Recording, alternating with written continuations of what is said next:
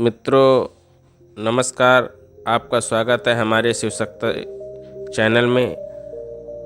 हम अपने शिव शक्ति चैनल से माध्यम से आपको भगवती महामाया आदिशक्ति के द्वारा भगवान विष्णु मधुकैटभ का वध कैसे किया उसकी कथा आपके समक्ष पेश कर रहे हैं।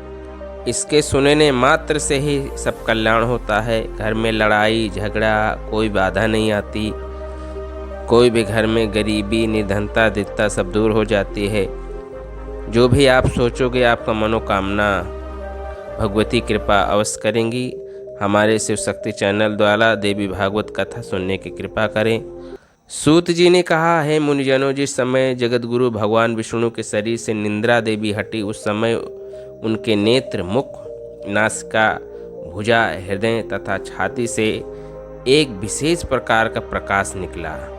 इस प्रकार वह तामसी शक्ति विष्णु के शरीर से निकलकर एकाएक जब आकाश में तेज पुंज के समान जा खड़ी हुई, तब भगवान विष्णु भी जम्हाई लेते हुए उठ खड़े हुए।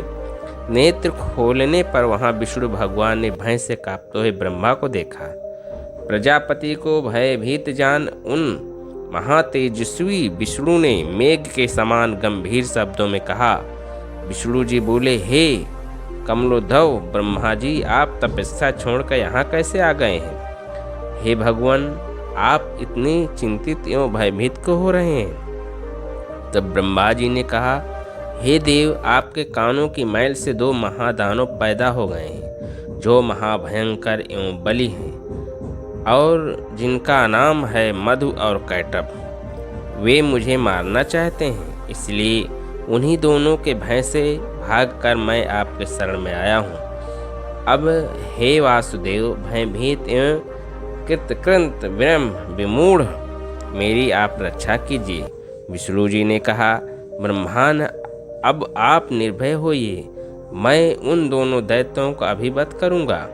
उनकी मृत्यु निकट है, इसी कारण वे यहाँ अकारण युद्ध करने आ रहे हैं। सूत जी कहते हैं, हे मुनि, इस प्रकार विष्णु भगवान ब्रह्मा से कह ही रहे थे कि दोनों मत वाले महाबली दैत्य ब्रह्मा को ढूंढते हुए वहां आ पहुँचे।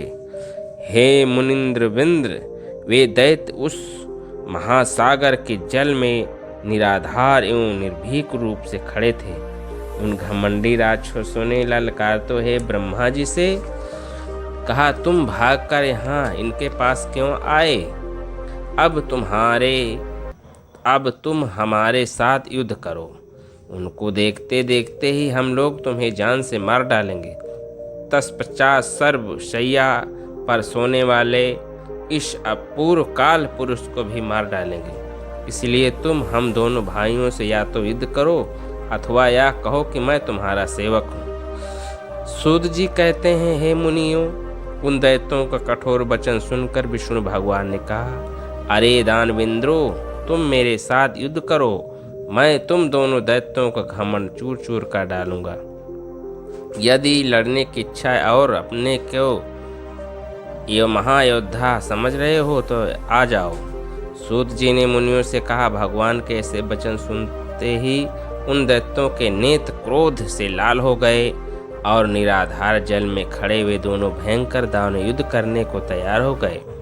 उनमें सर्वप्रथम मधु दैत्य कुपित होकर विष्णु से भिड़ गया और कैटभ तो जहाँ के तहाँ वहाँ ही खड़ा रहा। अब अखाड़े में दो वीर पहलवानों के सामने मधु और विष्णु मल्लयुद्ध होने लगा। जब वहाँ मधु थक गया तब कैटभ भी उनसे लड़ने लगा। इस प्रकार क्रमश कुपित एवं मंदांध दोनों दैत्य परम प्रतापी विष्णु भगवान के साथ बाह्य युद्ध करते रहे। उस समय वहां उस दंगल के निरीक्षक थे ब्रह्मा और आकाश में स्थित देवी वह आदिशक्ति। बहुत दिनों तक युद्ध करते करते वे दैत्य हार न माने, परंतु भगवान विष्णु का मुख सूखने लगा। वे थके से जान पड़े। इस प्रकार जब युद्ध करते हुए 5000 वर्ष बीत गए, तब विष्णु भगवान उन दैत्यों की मृत्यु का कारण सोचने लगे। उनके विचार में आया कि मैंने 5000 वर्ष तक इन दोनों के साथ युद्ध किया, किंतु ये भयानक दानव थके तक नहीं और मैं थक गया। यह बड़े आश्चर्य की बात है। मेरा यह प्रक्रम और बल कहाँ चला गया?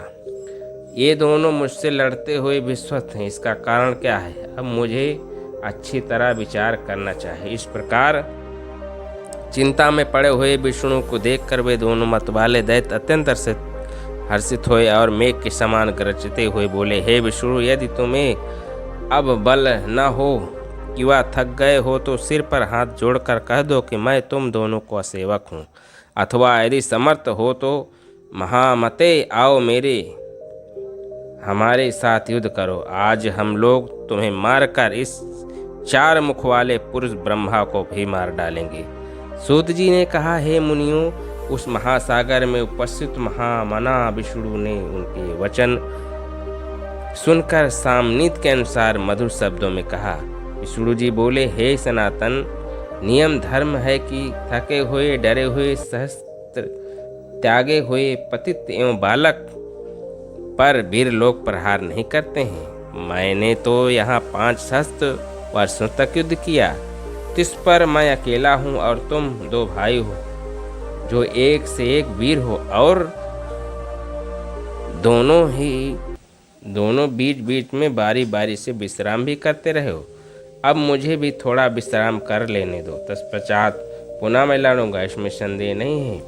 साथ ही बलि व मनोदमंत दोनों भी कुछ विश्राम कर लो। अब मैं पुनः नियम अनुसार युद्ध करूंगा। सूत जी कहते हैं, विष्णु की बातें सुन दोनों दानव भी युद्ध करने की इच्छा से कुछ दूर जाकर विश्राम करने लगे। उन्हें बहुत दूर बैठ देखकर चतुर्भुज विष्णु भगवान उनके मरने का कारण सोचने लगे।